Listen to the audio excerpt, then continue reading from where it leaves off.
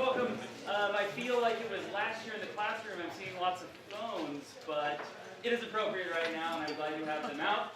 Welcome to the 2018-2019 first WHS Idea Talk. Now, I see many friendly faces in here who have been to previous Idea Talks here at Willamette High School. And this is the first of this year, and hopefully one of about 4 or 5 as we round out the rest of the school year. We have some alumni in the room who have been speakers as well, and if you're curious and new to the endeavor, they're like TED Talks but put on by students and staff about ideas and thoughts that are passionate to them. And if you're curious on your way out, check out some of the previous talks that are on the wall in the background.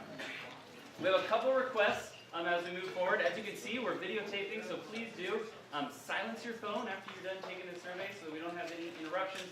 Crinkly plastics and all those kind of things can be hard to hear the audio, so please be careful and cognizant about that. Today, you are here to witness a 25-minute discussion about something that all of you have probably at about 1 in the morning said, "Ugh, why? Why?" And we have some wonderful experts in education here to share some of the pros, some of the cons, and some of the gray area around homework. So, without further ado, I would like to introduce our speakers and our moderators for the discussion today. So, on one side, I have Mr. Jade Starr and Ms. Peterson. On the other, Mr. Kenna and Mr. Curt Nordling, all people who you've seen and had in the classroom. And our moderators will be Mr. Walker and Mrs. Mitchell. And without further ado, they're all yours. Okay, the format is fairly simple. I will read a statement and then allow one side to make their case. I'll allow the other side a rebuttal, and then a redirect for one each. Okay? So the first statement I will pass to Sean and Curt here, Mr. Nordling and Mr. Kenna. The statement is, teacher-assigned homework is beneficial. You have 4 minutes to make your case. Happy lunch, everybody. Thank you for being here. My name is Curt Nordling. I'm happy to be here with Sean and Kenna. We're excited for this opportunity to debate with our colleagues with regards to the topic of homework. I was initially approached for this discussion when the question was a little bit simpler. And the question was, should homework be assigned? And the answer is yes. Absolutely yes. If you came here today hoping that you hear a teacher come down here and give a reason about why they don't see the positive effects of homework, I think you'll be sadly mistaken. The studies are pretty clear. Cooper, Robinson, and Patel in 2006 developed a meta-analysis study. A systematic review of studies indicated that spending more time on homework is associated with higher achievement, and that this relationship is stronger amongst older ages, particularly middle school and high schools. Cooper and his colleagues produced the most comprehensive research to date for 1989 and again in 2006. I quote from 2006, and if you don't believe me, it's page 48. With only rare exceptions, the relationship between the amount of homework students do and the achievement outcomes was found to be both positive and statistically significant. Therefore, we think it would not be imprudent, based on the evidence in hand, to conclude that doing homework causes improved academic achievement. Folks can come down here and debate how much homework or how little homework should be assigned. But the discussion in terms of the research, based on actual data, as far as if we should assign homework, ladies and gentlemen, that discussion is closed. Now, in general, when we start looking at this, one of the guidelines that is typically thrown out is what they call the 10-minute rule. The 10-minute rule suggests basically at each grade level you have about 10 minutes of homework. So a first grader would look at about 10 minutes of homework, fourth grader about 40 minutes. So that by the time you reach your senior year of high school, you're looking at about 120 minutes of homework. That's about 2 hours of homework. Now, when we go ahead and take a look at this type of thing, this is well supported by Cooper's research, Cooper et al. In the '89 meta-analysis. They even saw results that led up to like junior high students benefiting up to about 2 hours of homework in terms of academic growth and achievement. You're seeing reports from Good and Brody in 2003 suggesting that, yeah, well, we may go ahead and start looking at commensurate by level. That actually, about 10 minutes per subject may be good for fourth graders, but we may be looking at about 30 to 60 minutes, especially for your college-bound high school students. Cooper, Robinson, and Patal's 2006 meta-study also saw the largest academic gains among high school students, actually up to about 12 hours a week per student. And so when we start looking at that per class, that's more than what we're looking at in terms of that 10-minute rule. As far as the 10-minute rule is concerned, the National PTA, Parent-Teacher Association, and the National Educational Association, NEA, both support the guideline known as the 10-minute rule, and cited in many of these references here. So when we go ahead and start looking at this, this may be even more when we start looking at advanced college preparatory classes, things like AP and IB, that you actually may see gains that are greater at even higher levels of homework beyond that basic level. According to the Brown Center on Education, data does not support the view that homework burden is growing at this time, nor do they support the belief that the proportion of students with a lot of homework has increased in recent years. The study actually finds that the majority of U.S. students spend less than an hour a day on homework, regardless of grade level, and that this has held true for most of the past 50 years. In the last 20 years, homework has increased only in the lower grade level. Thank you. Mr. Starr, Ms. Peterson, you have 2 minutes for rebuttal. Yeah, so we're looking at the cost benefit of homework, and I think we have to understand that you're not just an academic machine, right? There's a whole other side of you that will also benefit. I mean, 12 hours of homework a week could really be beneficial, but so could 12 hours of sleep.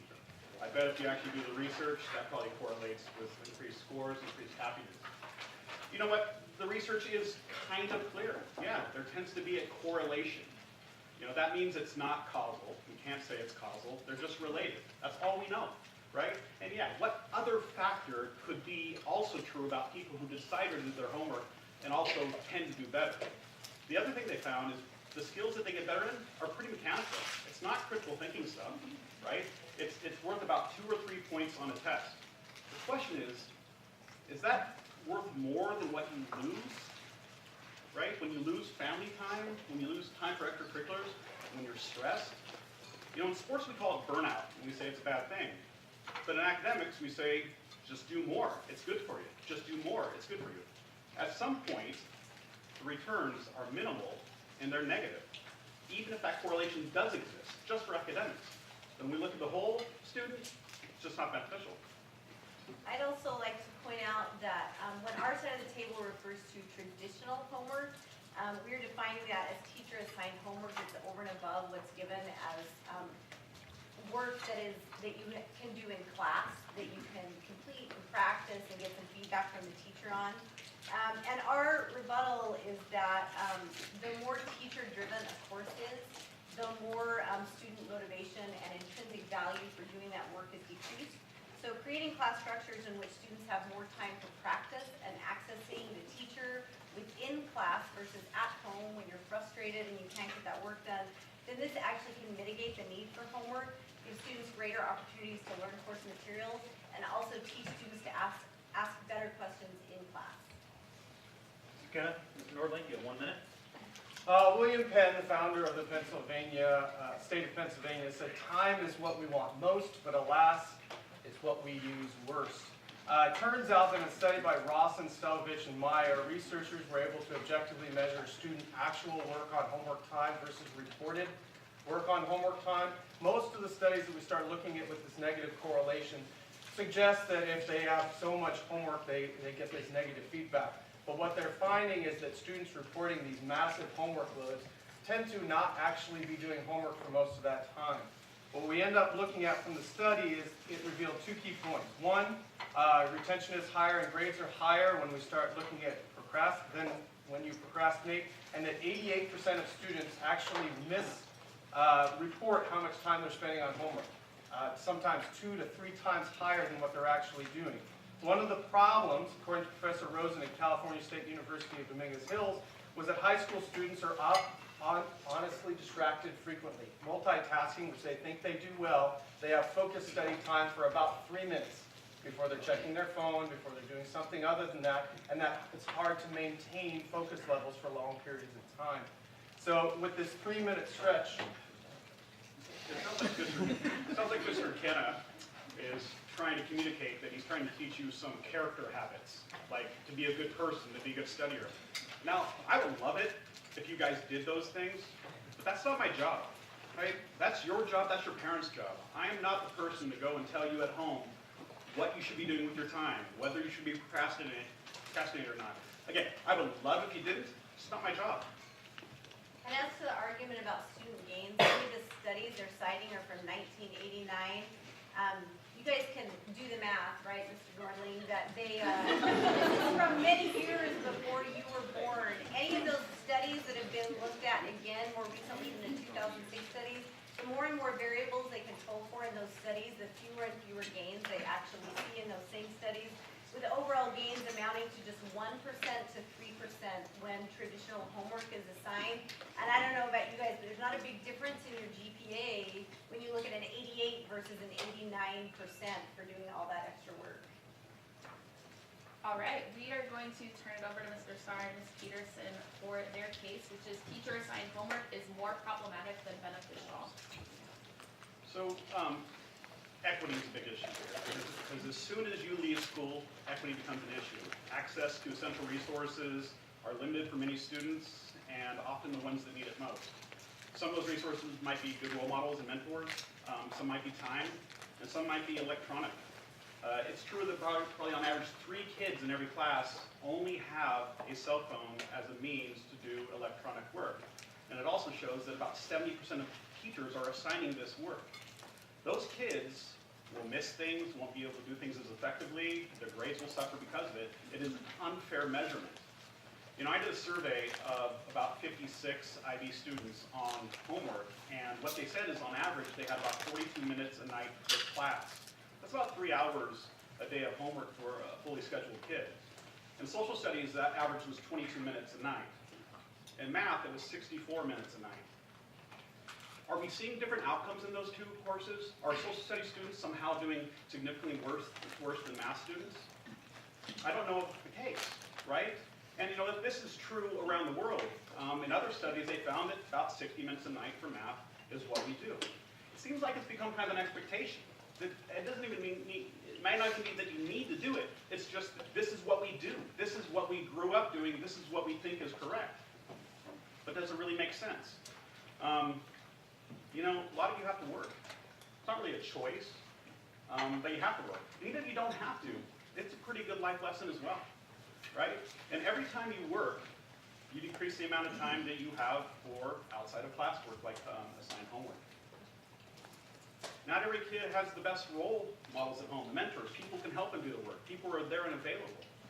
It's really just unfair when it comes down to it. We can control what happens here. We can control your access, we can control the mentorship, and we can control the time. Once you leave, it's out of our hands, it's not fair. Additionally, one of the secondary arguments to the traditional assignation of homework is that it allows the school to be more transparent. With home, it's a way to communicate with home so families know what's going on at the school.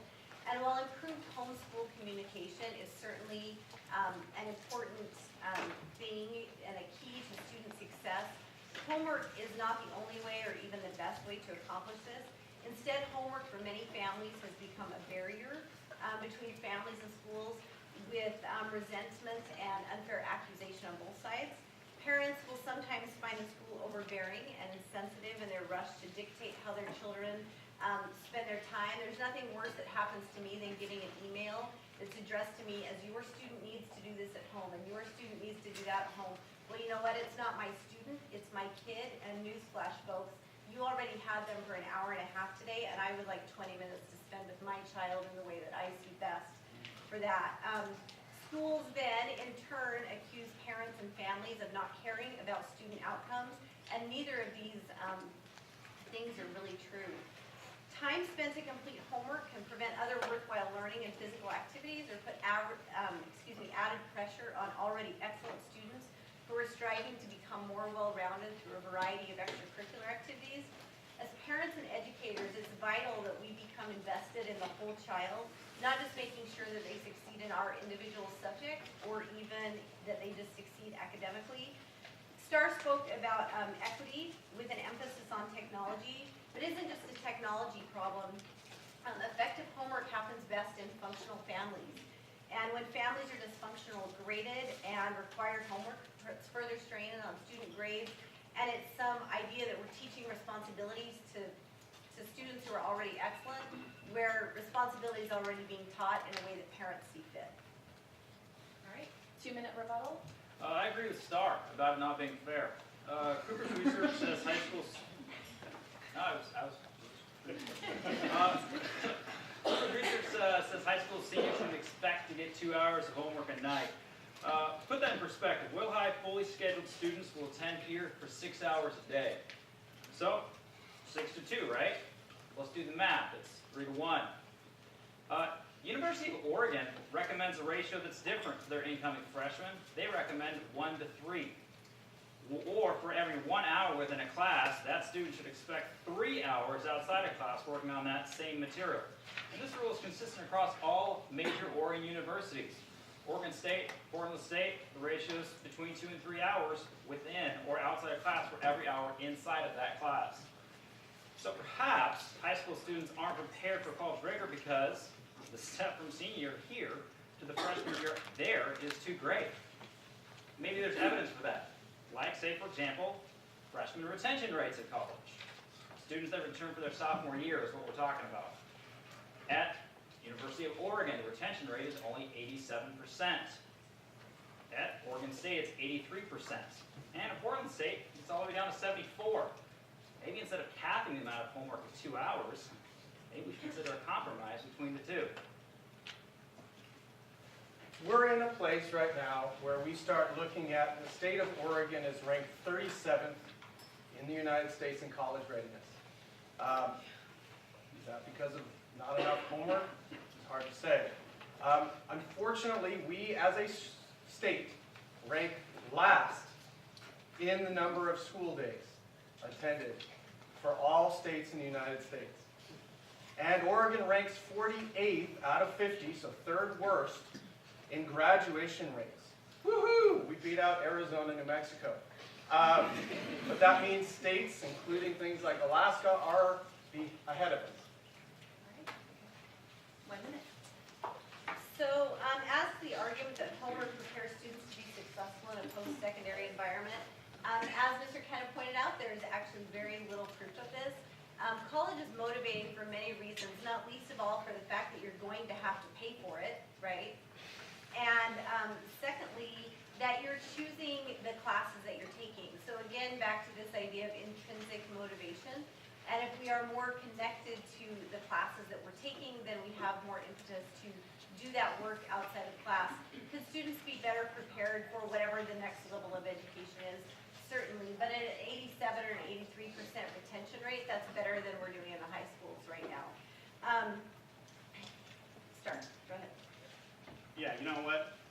Our job is what happens in the classroom. If we want kids to be prepared for college, we can control what happens in the 90 minutes we have them in class.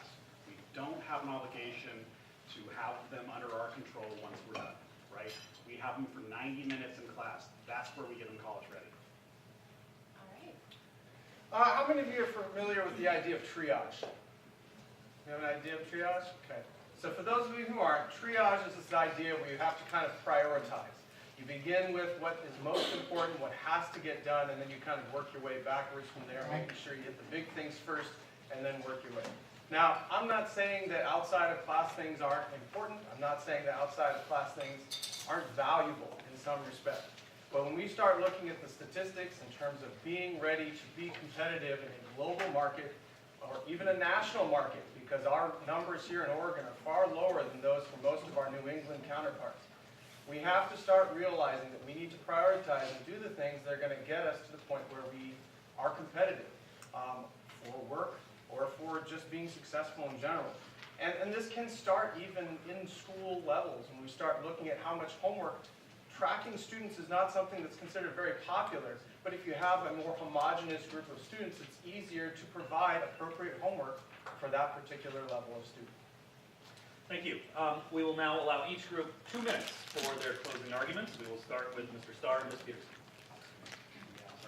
So just recently my kids were at Cal Young, and there's this new club that if you don't get your homework in during the day, you have to stay after school and go to a homework club. And I opted them out. And the principal was like, why are you opting them out? And I said, because you know what? I get to decide, right? I get to decide if this is worthwhile. I get to decide if this is what they want to triage, right?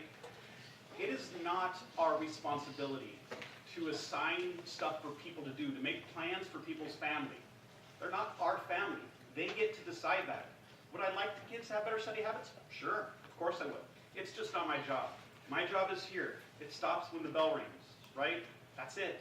It's preposterous to think that I have the right to tell you what you're doing over Christmas break, that I'm taking your time. Now, I would love parents to take that and run with it and be the ones to motivate you. I would love you even more to be the ones to take that and be motivated. I want you to be a lifelong learner, right? I want you to love learning for the sake of learning, not because you're worried about a grade, right? That's what we want. We control what we do here. That's where we end. I picked up on the idea of triaging also. Triage seems like a really reactive way to live your life versus proactive, and I think that intrinsic motivation is where we start looking at our lives proactively about what we really want to do. Some teachers and subjects disproportionately assign homework so that other teachers and subjects feel like they can't. This can additionally create tension between colleagues and even within departments, as if some subjects matter much more than others. Early in my career, I felt like homework was a really important given, and I would often make a point of assigning homework as additional practice or even brand new learning that we didn't have time for in class. But the longer I practice, the older my children get, the less and less I see the value of requiring graded homework. Now, this doesn't mean I don't think you should be learning outside of school. I absolutely do. And I think reading is a valuable skill you should be doing every day. But I think the more and more of that is directed by the students and not the teachers, the more successful outcomes we're going to have overall. Right. Thinking in terms of the statistics we shared with you today about the state of Oregon, when students in Washington are compared side by side to Oregon students over their entire K-12 education, those students there go to school a full calendar year longer than you will. Is this right? Is this the right time for students in the state of Oregon to consider lowering the amount of homework? Yeah, perhaps. Then again, we should be thanking a teacher. Perhaps they're actually trying to make up for the bad decisions made in our capital, in Salem. Look, you can avoid reality. You can't avoid the consequences of avoiding reality. Fruitful conversations focusing on the appropriate amount of work to be completed outside of school is the right conversation to have. Look, you're going to have two things in this world to achieve success. You're going to need talent, you need grit. There's no free pass in this world. All paths will have challenge. All lessons learned will be difficult. If this life was a race, you're behind. Accept your struggle. Overcome the challenges to come. Always work harder. Always strive for more. In whatever field you love, you'll be judged. But in the end, do your homework.